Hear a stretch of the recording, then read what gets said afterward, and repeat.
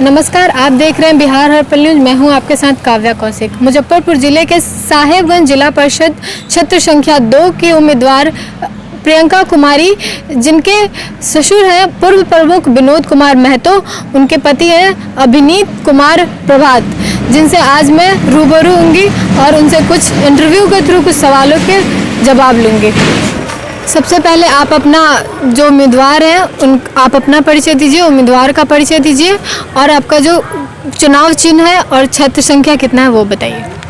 सबसे पहले बिहार हर्पल न्यूज़ के तमाम दर्शकों को मेरे तरफ से प्रणाम, नमस्कार, सलाम। और मेरी पत्नी प्रियंका कुमारी प्रत्याशी हैं जिला परिषद क्षेत्र संख्या 2, और मेरे पापा जो कि पहले प्रमुख रह चुके हैं 2006 से 11 के रीजन में, श्री विनोद कुमार महतो। और चुनाव चिन्ह मेरा है प्रेशर कुकर छाप, जो कि ईवीएम के क्रम संख्या 6 पे अंकित है। अच्छा, और किस क्षेत्र में है? मुजफ्फरपुर जिला के साहेबगंज प्रखंड के अंतर्गत क्षेत्र संख्या 2। तो आपके पिताजी पहले प्रमुख रह चुके हैं, तो आप उनके भरोसे ही ये चुनाव जिला परिषद का लड़ रहे हैं?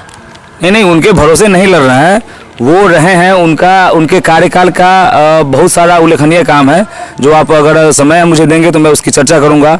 और उनके भरोसे नहीं लड़के आगे के लिए भी मेरा एक विजन है, पूरे 5 साल का रोड मैप है जो कि हम करना चाहते हैं। और अगर आप जैसे जो कहें मैं आपको विस्तार से बताऊँगा। तो आपके पिताजी का अगर 1-2 काम हो दिखा दिया जाए तो शायद आपको कुछ सपोर्ट मिले, तो 1-2 काम आपके पिताजी के रीजन का बता दीजिए। जी बिल्कुल। मेरे पापा जब प्रमुख थे तो उनके कार्यकाल में 33 प्राथमिक विद्यालय जिनको अपग्रेड किया गया था मध्य विद्यालय में, तो ये पापा जी के प्रमुख रहते हुए ये काम हुआ था। उनके कार्यकाल में हजारों लोगों का वृद्धा पेंशन पास हुआ। मेरे अपने गृह पंचायत जो कि रूप छपरा है वहाँ से लेके पूरे प्रखंड भर में। उसके बाद उन्होंने दर्जनों पुलिया बनवाया है, रोड भी बनवाया है, चापाकल, उसके बाद चबूतरा, माटी भराई का काम उन्होंने बहुत सारा किया है। और सबसे मुख्य काम जो उनका था, उस टाइम पे क्षेत्र में भ्रष्टाचार बहुत ज़्यादा व्याप्त था, लगभग हर क्षेत्र में, चाहे वो प्रखंड हो, आंगनबाड़ी हो, राशन हो, खाद वितरण वाला वो विभाग हो, तो लगभग हर जगह भ्रष्टाचार व्याप्त था। तो वो प्रमुख बनने के बाद उन्होंने उस सारे क्षेत्र में भ्रष्टाचार पे अंकुश लगाया था।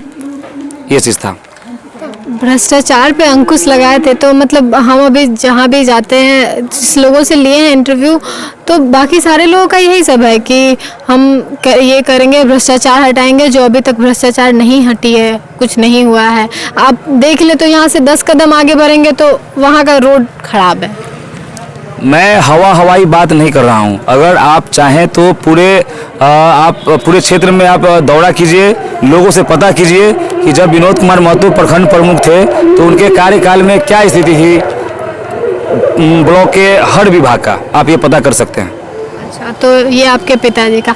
आप अपने लिए इस बार जिला परिषद के लिए खड़े हुए हैं, आपकी पत्नी खड़ी हुई हैं, तो वो क्या करेंगी? वो एक महिला उम्मीदवार भी हैं। जी बिल्कुल।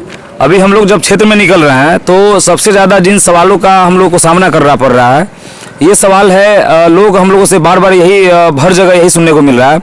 लोगों का शिकायत है कि अब लोग केवल चुनाव के टाइम आते हैं, जो जनप्रतिनिधि चुनाव जीत जाते हैं, जो प्रत्याशी चुनाव जीत जाते हैं, वो चुनाव के बाद लगभग समझिए कि उनका दर्शन दुर्लभ हो जाता है, फिर वो चुनाव के टाइम ही दिखते हैं। तो ये सवाल मुझे सबसे ज़्यादा परेशान कर रही है। और मैं जनता को ये भरोसा दिलाना चाहता हूँ कि अगर आप लोगों ने मुझे सेवा करने का मौका दिया तो हमारे साथ ऐसा नहीं होगा। हम लोग क्षेत्र में लगातार 5 साल हम लोग का दौरा और लोगों के बीच जाना, उनकी समस्याओं को सुनना और उसका समाधान का प्रयास करना, ये हमेशा चलता रहेगा। इसके लिए मैं आपको एक थोड़ा सा उपाय भी बता सकता हूँ। सपोज मान लीजिए महीने का 30 दिन होता है, तो 30 दिन में ब्लॉक लेवल का काम हुआ, मतलब ऑफिस लेवल का काम आप कह सकते हैं, ब्लॉक का काम हुआ, जिला का काम हुआ, या और कोई भी काम कागज पत्र का, तो वो काम खूब होगा तो महीने का 15 दिन होगा, 10 दिन होगा मैक्सिमम, 5 दिन और मान लीजिए 15 दिन होगा, तो बचेगा 15 दिन। 15 दिन जो है उसमें मेरा 1-2 दिन होगा निजी काम होगा, कहीं कुछ जो भी है सो, बाकी 12 से 15 दिन तक लगभग 12-13 दिन बोलिए या 15 दिन बोलिए, तो वो 15 दिन हम जनता के बीच रहेंगे। ये चीज़ एकदम पक्का मेरा वादा है और लोगों से, और ये मेरा करने का इरादा है कि हम 15 दिन लोगों के बीच रहेंगे। वो लोगों के बीच रहना हो सकता है कि हम पंचायत वाइज करें, या अगर और ज़्यादा लोगों को जानने का होगा तो वो उसको हम वार्ड लेवल पे भी कर सकते हैं, और पंचायत लेवल तो वो नॉर्मल हो ही सकता है। हम लोगों के बीच रहेंगे। लोग बड़े बड़े नेता लोग या फिर बहुत सारे लोग हैं जो जनता दरबार लगाते हैं, तो हम जनता दरबार वगैरह ऐसा कोई सिस्टम नहीं करेंगे। हम जनता के बीच जाएंगे, उनकी समस्याओं को सुनेंगे और उसे दूर करने का प्रयास करेंगे। हमारे रूपछपरा पंचायत में हर साल इस बार बाढ़ नहीं आई। इस बार बारिश के पानी से इतना ज़्यादा पानी लग गया कि हमारे रूपछपरा पंचायत में धान तो हुआ नहीं, धान की खेती ही नहीं हुई। यहाँ तक कि किसान ये भी बोल रहे हैं कि अब गेहूं भी नहीं हो पाएगा। बिल्कुल बिल्कुल। तो आप उसके पानी के निकासी को लेकर कुछ काम करेंगे? बिल्कुल, उसके जो भी अभी बाढ़ के इस साल बारिश की वजह से जो पानी की स्थिति हुई है और जो परेशानी लोगों को सामना करना पड़ा है, तो उसको दूर करने के लिए क्या है कि नाला का निर्माण कराना होगा। और ये नाला का निर्माण कराने से जो अभी पानी जमा हुआ है, सही बात है कि अभी तक धान नहीं हुआ है और लोगों में ये संशय की स्थिति बनी हुई है। लोग डरे हुए हैं, सहमे हुए हैं कि शायद गेहूं भी नहीं हो। तो अगर जनता हमें सेवा करने का मौका देती है तो रूपछपरा ही नहीं, हमारे क्षेत्र के तमाम जितने भी पंचायत हैं उन सभी जगह जहाँ पानी का वो जमाव हो गया है, वहाँ पे उसको निकासी के लिए अगर नाला निर्माण की जरूरत पड़ेगी तो हम नाला का निर्माण कराएंगे। आपके जो जिला परिषद का जो वो उसमें कितने पंचायत हैं? हमारे जिला परिषद क्षेत्र संख्या 2 में 7 पंचायत हैं जी। तो फिर आप और चलिए, आप बाढ़ के जो भी वादे होते हैं, चुनावी वादे जो होते हैं कहीं भी किया जाता है, वो थोड़ा मतलब अभी तक हम जो देखते हैं, एक्सपीरियंस किए हैं कि वो खोखले होते हैं। आते हैं हमारे पार्टी के लोग, जो भी पार्टी के लोग आते हैं, वादे करते हैं कि हम ये करके जाएंगे, आप हमें भरोसा कीजिए, वोट देंगे, ये दीजिए, वो दीजिए, हम आपको ये सारे चीज़ देंगे। तो आप 365 दिन साल का होता है, 5 साल आपको रहना है अगर जिला परिषद के पद पे, तो आप क्या कीजिएगा? 5 साल में कुछ करिएगा ना? जी बिल्कुल। पूरा का पूरा रोड मैप एकदम बना हुआ है। हमारी पत्नी का वो इरादा है, हम लोग क्षेत्र में जा रहे हैं तो लोगों के बीच जब जा रहे हैं तो बहुत सारी समस्याओं का हम लोग वो सामना कर रहे हैं, देख रहे हैं कि कहाँ क्या परेशानी है। जैसे कि मान लीजिए थोड़ा सा हम फोकस करेंगे यूथ पे। हमारे क्षेत्र में बहुत सारे युवा हैं जो कि डिफेंस सेक्टर में जाना चाहते हैं। वो चाहे वो बिहार पुलिस हुआ, CRPF हुआ, SSB हुआ, मतलब डिफेंस सेक्टर में जाना चाहते हैं। तो उनको मूलभूत सुविधा नहीं मिल पाता है जिससे वो अपने आप को कॉन्फिडेंस के साथ तैयारी कर सके और वो नौकरी प्राप्त कर सके और देश की सेवा कर सके। तो उसके लिए मेरे दिमाग में ये प्लान है, हमारी पत्नी का ये प्लान है कि आबादी के हिसाब से और ज़रूरत के हिसाब से, जैसे मान लीजिए यहाँ मिडिल स्कूल M9 है बगल में, तो यहाँ पे लगभग कम से कम 3 या 4 पंचायत के लोग मतलब युवा, हमारे युवा साथी यहाँ पे आते हैं फिजिकल की तैयारी के लिए। तो उन लोगों को भी बहुत परेशानी होती है और परेशानी मैं खुद झेल चुका हूँ। मेरी एक बहन है बिहार पुलिस में, उसकी फिजिकल की तैयारी मैं कराया था। तो हमने देखा कि वहाँ जंप करने के लिए, हाई जंप करने के लिए, वो सब करने के लिए मतलब सुविधा कुछ है नहीं, मन में एक डर वो बना रहता था। तो हमने अपने बहन के लिए बालू गिराया था और उस पर वो तैयारी की, फिर जाके उसकी नौकरी अभी है, तो अभी वो ड्यूटी पे है। तो हम ये चाहते हैं कि जितने भी युवा साथी हो, चाहे वो भाई हो बहन हो, उनको इन सारे समस्याओं का सामना नहीं करना पड़े। उनके लिए मेरे दिमाग में है कि जो भी ज़रूरत होगा, मूलभूत सामान होगा, लॉन्ग जंप के लिए, हाई जंप के लिए, बीम मारने के लिए, मतलब जो भी चीज़ ज़रूरी होगा, दौड़ने के लिए ट्रैक वगैरह, तो वो सब चीज़ हम सामान उपलब्ध कराएंगे और उनको मतलब ये हम समझिए कि उनको परेशानी नहीं हो, इस चीज़ का हम करेंगे। दूसरी बात, थोड़ा सा युवाओं से जुड़ के हम एक और बात बताना चाहेंगे कि हमारा बिहार स्पोर्ट्स के मामले में काफ़ी पीछे है। स्पोर्ट्स क्या, लगभग हमारे बिहार में प्रतिभाओं की कमी नहीं है। हमारे बिहार में प्रतिभाओं की कमी नहीं है। अगर उनको सही मौका मिले, एक सही मंच मिले, उनको माहौल मिले, तो वो लोग अच्छा कर सकते हैं, चाहे वो किसी भी फील्ड में हो, स्पोर्ट्स के क्षेत्र में हो, शिक्षा के क्षेत्र में हो, संगीत के क्षेत्र में हो, किसी भी फील्ड में बिहार के हमारे युवा साथी बहुत अच्छा कर सकते हैं। स्पोर्ट्स में अभी अगर देखा जाए मुख्य तौर पे तो क्रिकेट पूरे देश में चलन में है। बाकी सारे जितने भी गेम हैं, फुटबॉल हुआ, बैडमिंटन हुआ, बाकी सारा जो भी चीज़ है उसमें बिहार काफ़ी पीछे है। हरियाणा, दिल्ली वगैरह ये सब काफ़ी आगे है। वहाँ की सरकार, वहाँ के लोग कोऑपरेटिव होते हैं, वहाँ के पेरेंट्स कोऑपरेटिव होते हैं। तो हम चाहते हैं कि यहाँ भी हम वो माहौल प्रदान करें। तो क्या बिहार का केवल हरियाणा और दिल्ली के लोग ही मेडल ला सकते हैं? हमारे बिहार के वो साथी भी मेडल ला सकते हैं। तो उनको हम वो माहौल देने की कोशिश कर रहे हैं। माहौल हम देना चाहेंगे, अगर हमें जनता सेवा करने का मौका देती है तो हम वो माहौल देंगे। पूरे क्षेत्र में जो युवा साथी जिस खेल में रुचि रखेंगे, उनको हम वो अगर कहेंगे कि हमको बैडमिंटन में रुचि है, हम अच्छा करना चाहते हैं, हम इसमें करियर बनना चाहते हैं, तो हम उनको उसका पूरा किट उपलब्ध कराएंगे। बैडमिंटन का रैकेट हुआ, नेट हुआ, तो मतलब सारे खेल जिनको जो चीज़ ज़रूरत होगी हम अपने स्तर से प्रयास करके उनको वो मुहैया कराएंगे। उसके लिए कोई सरकारी फंड नहीं है, लेकिन हम अपने वो मतलब समाज के सहयोग से भी हम ये काम करेंगे। युवा के लिए ये हो गया। हमारे देश का राष्ट्रीय गेम जो है हॉकी, उस पे आप कुछ नहीं बोले, वो राष्ट्रीय गेम है। नहीं, मैं क्या बोला कि बाकी जितने भी खेल जो अभी लुप्त हो चुका है, देश से भी लुप्त हो रहा है, बिहार में भी तो और भी खराब हालत है। चाहे कोई भी गेम हो, जो भाई हमारे बहन जो मतलब जिस खेल में रुचि रखेंगे वो चीज़ हम उपलब्ध कराएंगे। एक सेकेंड, आप इतने देर के इंटरव्यू में बस युवाओं पे फोकस किए। नहीं, मैं बता रहा हूँ आपको। जी जी जी समाज एक सेकंड हमको क्वेश्चन, आप युवा पे फोकस किए। हमारे पंचायत में अडल्ट भी हैं, बूढ़े भी हैं, बहुत सारे लोग ऐसे आते हैं जिनका वृद्धा पेंशन से नाम हट गया, राशन कार्ड से नाम काट दिया गया, बहुत सारी परेशानी है उनके पास, तो उन लोगों के लिए कोई है? जी बिल्कुल, ये सब तो है ही, ये तो पूरा चलना ही है। ये तो 5 साल चलेगा। जिनका वृद्धा पेंशन नहीं हो उनको वृद्धा पेंशन कराएंगे, जिनका आधार कार्ड की उम्र की वजह से ये सब चीज़ें रुक गया है वो सब कराएंगे। सरकारी जितनी भी योजनाएं हैं, चाहे इंदिरा आवास हुआ, मतलब सरकारी जो भी योजना है वो सब तो लाभ दिलाना ही दिलाना है। लेकिन इस सब चीज़ पे हम इसलिए फोकस कर रहे हैं कि किसी भी प्रत्याशी के मन में ये सब करने का इरादा नहीं है। बाकी सरकारी योजना तो सब लोग करता है, कराता है, जैसे हो जितना संभव होता है उतना करता कराता है। ये सब चीज़ मन में है। मैं खुद युवा हूँ, तो मैं चाहता हूँ कि इन सब चीज़ों को भी मैं लेके चलूँ। अच्छा, आपकी पत्नी है, मतलब महिला प्रत्याशी हैं, तो वो औरत लोग के लिए, लड़कियों के लिए उनका कुछ विचार है? जी बिल्कुल। सरकारी योजनाओं को छोड़ भी दें तो ऐसे नॉर्मली ये देखिए कि ऐसे बहुत सारे परिवार हैं जो अपने लड़की का शादी कर पाने में सक्षम नहीं होते हैं, तो उन लोगों के लिए जो चाहेंगे कि हाँ हमको मदद किया जाए, तो वैसे लोगों को हम लोग मदद करेंगे।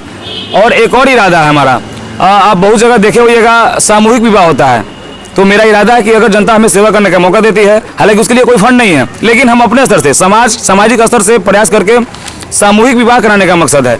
अगर लोगों का सपोर्ट रहा तो वो 11 भी संख्या हो सकता है, 11 जोड़ी लड़का 11 लड़की, 21 भी वो बाद में हो सकता है, लेकिन कम से कम 5 अगर हमें जनता सेवा करने का मौका देती है तो इसी अप्रैल मई में कम से कम 5 सामूहिक विवाह जरूर होगा। मतलब जिसमें पूरी परंपरा के साथ भोज टेंट पंडाल गाजा बाजा से लेके दरवाजा लगना से लेके उन लोगों को जरूरी का जो सामान हुआ, पलंग बिस्तर फ्रिज टीवी वगैरह, ये सारा चीज़ देते हुए मतलब समझिए कि अच्छे भव्य तरीके से सामूहिक शादी कराने का हमारा इरादा है। दूसरी बात, वैसे बहुत सारी लड़कियां भी हैं, बहुत सारे युवा भी हैं जो कि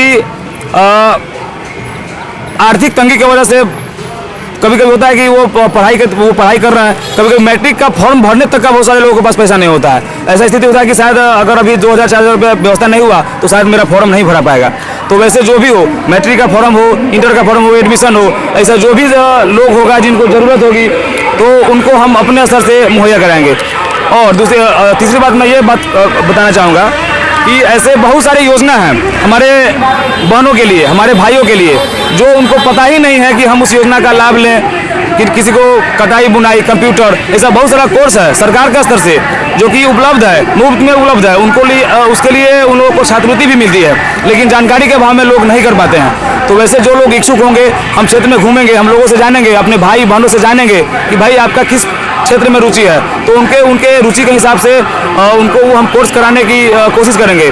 कोर्स करने के बाद ऐसे बहुत सारे लोग हैं जो कोर्स करने के बाद बैठे हुए हैं, तो वैसे लोगों के लिए ऐसे बहुत सारे भाई और बहन हैं जो कोर्स करके बैठे हुए हैं, तो उनके लिए भी है कि बहुत सारा योजना है सरकार का उद्योग लगाने के लिए, धंधा करने के लिए, व्यवसाय करने के लिए। तो वो लोग जानकारी के अभाव में या फिर सरकारी जो सिस्टम है काम वो करने का, उसको पास करने का, वो इतना पेचीदा है कि लोग नहीं कर पाते हैं। तो वैसे युवाओं को चिन्हित करके, वैसे भाई बहनों को चिन्हित करके हम उनको रोजगार दिलाने की भी कोशिश करेंगे। आपकी जो मैडम है, जो जिला परिषद की उम्मीदवार हैं, वो कहाँ तक, उनका डिग्री क्या है? उनका वो शिक्षा में अभी स्नातक हैं, वो इतिहास से वो स्नातक हैं और उन्होंने DLED भी किया हुआ है। ये है उनका, मतलब वो स्नातक हैं। अच्छा, तो वो स्नातक हैं। जी बिल्कुल। और कुछ काम है जो मैं आपको बताना चाहूँगा। स्वास्थ्य के क्षेत्र में हमारा जो ग्रामीण क्षेत्र है काफ़ी पीछे है। कागज़ में प्रखंड स्तरीय अगर आप PSC को ले लें तो वो तो वहाँ पे तो थोड़ा बहुत जो भी है सो है, लेकिन अतिरिक्त प्राथमिक स्वास्थ्य केंद्र लगभग हर जगह है, वो मनाइन का हो, जगदारी का हो, ऐसे बहुत सारे अतिरिक्त स्वास्थ्य केंद्र हैं जो कि केवल कागज़ पे चल रहा है। वहाँ पे ANM, नर्स, डॉक्टर वगैरह पेमेंट उठा रहे हैं, लेकिन वहाँ पे ज़मीन पे काम नहीं हो रहा है। तो हम अपने स्तर से चाहेंगे कि अगर मौका मिलता है, जनता अगर हमें सेवा करने का मौका देती है, तो वैसे जगहों पे वो सारी सुविधाएं बहाल हो सके, हम ये कोशिश करेंगे। एक और बात मैं बताना चाहूँगा, अभी स्कूल में जो है क्या है कि पढ़ाई लिखाई का असर थोड़ा नीचे गिरा हुआ है। हम लोग के टाइम पे क्या था कि स्कूल में पढ़ाई लिखाई भी लगभग थोड़ा बहुत क्या सही था। खेल का घंटी हुआ करता था हम लोग के टाइम पे। अभी वो सब चीज़ नदारद है, वो सब चीज़ समझिए कि गौण होता जा रहा है। हफ्ता में एक दिन शनिवार को कम से कम गीत संगीत का भी एक वो क्लास होता था जिसमें अंतराक्षरी वगैरह होता था, तो ये सब चीज़ धीरे धीरे गौण होता जा रहा है। तो अगर हमें मौका मिलता है तो हम ये चाहेंगे कि स्कूल में खेल भी गायब है। खेल के लिए हम लोग के टाइम पे खेल के लिए फुटबॉल वगैरह, बैडमिंटन, जो भी चीज़ होता था वो सब उपलब्ध होता था, उसके लिए फंड भी आता है। स्कूल मैनेजमेंट अपना वो अभी शायद अब कैसे क्या है नहीं है, लेकिन अगर हमें मौका मिलता है तो हम इन सब चीज़ों को ठीक करेंगे। आप इतने देर के इंटरव्यू में अगर ज़्यादा किसी चीज़ पे बोले हैं तो वो बस खेल और स्पोर्ट्स है।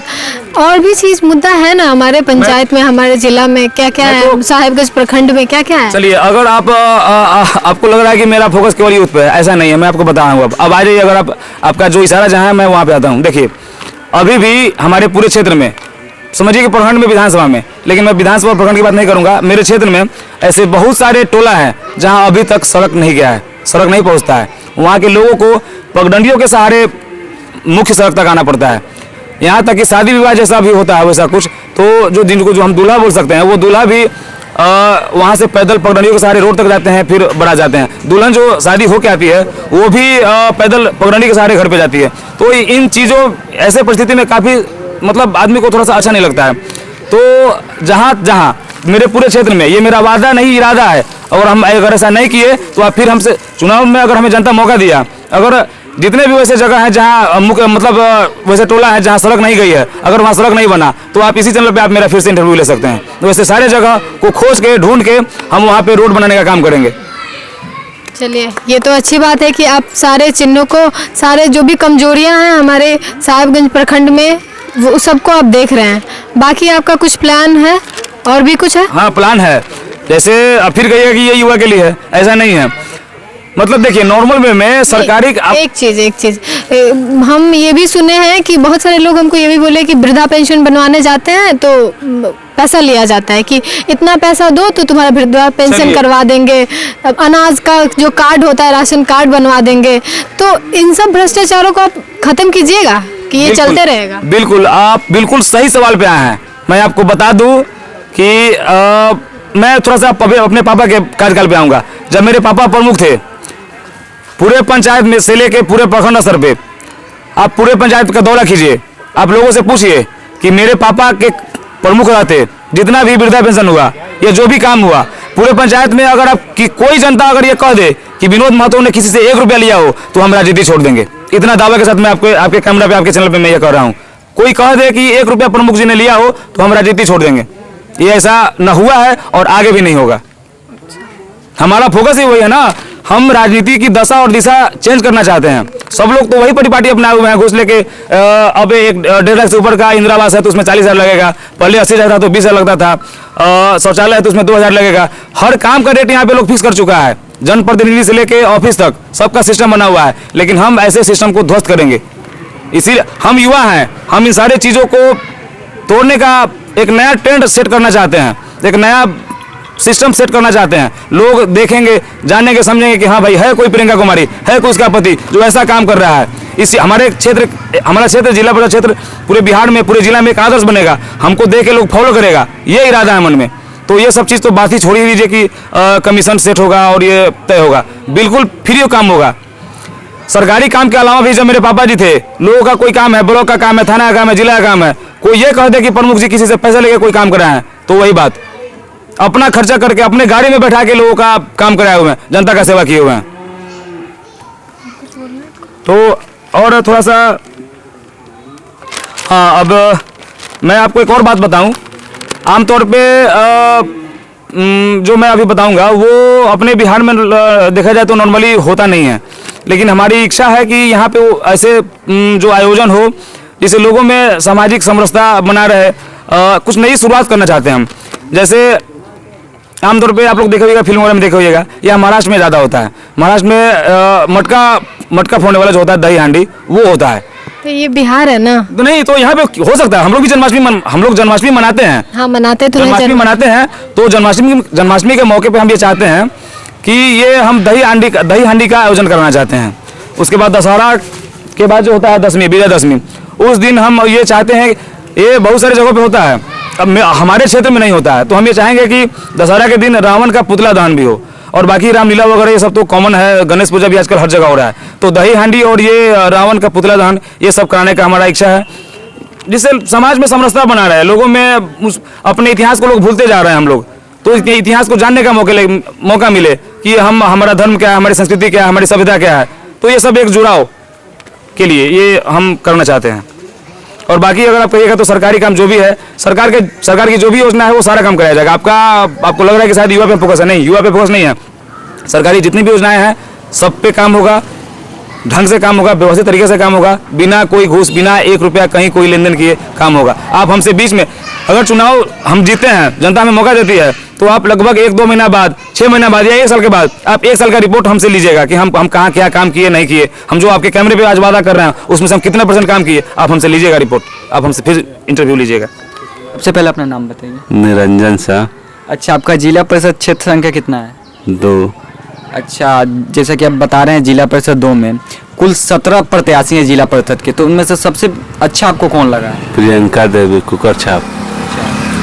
अच्छा, मतलब इससे पहले जो आपके समाज में जो जिला परिषद रह चुके हैं, क्या क्या विकास हुआ है? क्या किया? कुछ नहीं किया। अच्छा, तो फिर प्रियंका कुमारी कैसी कैंडिडेट हैं जिला परिषद के लिए? अच्छा है, अच्छा है। अच्छा, इनके जो ससुर बता रहे हैं 10 साल प्रमुख रहे हैं, 5 साल रहे हैं, तो फिर उन्होंने क्या विकास किया आपके समाज के लिए जो फिर बहुत कुछ किए हैं, ऐसा बात थोड़ी है कि नहीं किए हैं। अच्छा, मतलब विकास हुआ है। अपना नाम बताइए। सुखदेव शाह। अच्छा, जैसा कि जिला परिषद क्षेत्र में आपके पंचायत में टोटल 17 प्रत्याशी हैं, उनमें से सबसे अच्छा आपको प्रत्याशी कौन लग रहा है? प्रियंका देवी। अच्छा, उनके जो ससुर थे वो 5 साल तक जो प्रमुख रहे हैं, तो उस बीच आपके गांव का विकास हुआ है? बहुत विकास किए। अच्छा, आपको उम्मीद है अगर इनको जीत मिलती है प्रियंका कुमारी को तो आपको गांव का विकास होगा? होगा। क्षेत्र संख्या 2 से जनता के लिए आपका क्या अपील है? सबसे पहले आपके चैनल बिहार हर्पल न्यूज़ के जितने भी दर्शक हैं और हमारे क्षेत्र संख्या जिला परिषद 2 सहित पूरे प्रखंड के तमाम जनता को दिवाली और छठ की हार्दिक शुभकामनाएं। सब लोग अच्छे से सामाजिक सौहार्द के साथ छठ को मनाएं। और आपसे एक निवेदन है कि जो अभी पंचायत चुनाव हो रहा है उसमें मेरी पत्नी प्रत्याशी है प्रियंका कुमारी, जिला परिषद क्षेत्र संख्या 2 से। उनका चुनाव चिन्ह है प्रेशर कुकर छाप, जो कि ईवीएम के क्रम संख्या 6 पे अंकित है। तो उस पर आप लोग अपना कुकर छाप पे अपना बटन दबाएं, सेवा करने का मौका दें। हमने जितना भी वादा किया हम काम करेंगे, विकास करेंगे। तो यही है मेरी हमारे क्षेत्र की जनता से अपील। और आपका भी बहुत बहुत धन्यवाद। आपका भी धन्यवाद। हमारे क्षेत्र के जनता के प्यार की वजह से ही आपने हमको इस लायक समझा कि आप हमारा इंटरव्यू लें, तो आपका भी दिल से धन्यवाद। और हम ये भी कहना चाहेंगे कि सारे लोग इनके चैनल पे जो भी वीडियो है उनको आप लोग भरपूर प्यार दीजिए, खूब शेयर कीजिए, चैनल खूब तरक्की करे, फले फूले, तभी हम सब लोग का भला होगा। चलिए बहुत बहुत धन्यवाद। आपसे बात करके बहुत अच्छा लगा। चलिए बहुत बहुत। बिहार हर्पल न्यूज़ को लाइक करें, सब्सक्राइब करें और बेल का दबाना ना